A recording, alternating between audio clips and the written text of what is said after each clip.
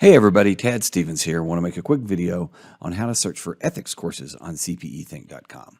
You'll probably start off at our homepage, and there are a couple ways to get to ethics rather quickly. You can go down here to this quick links line and click on the ethics link here. You can scroll down just a little bit and you can click on the ethics link here. That will take you to the same page. You can also go up to the courses menu, and in this rightmost column, we have specific listings for ethics. So if you click all ethics, this would be like clicking on one of those other links on the home page. You'll see a list of all of our ethics courses, and you see that we have 81 as of today. Other ways you can search for ethics is by state. So if you click this, you will just get ethics listed in state order alphabetically. You can also go up here and get IRS ethics, IRS enrolled agent ethics.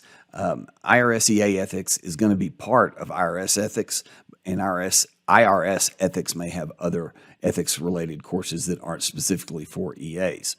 Then we have a link for AICPA ethics. These are ethics courses that are specifically based on the AICPA Code of Professional Conduct, but are not state specific.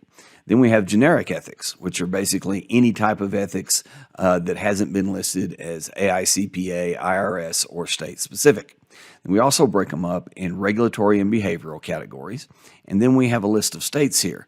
And these states are where boards have some specific requirement that the course has to meet. We do have more than just these states, and you can see that again by going to the ethics by state listing that we're on right now.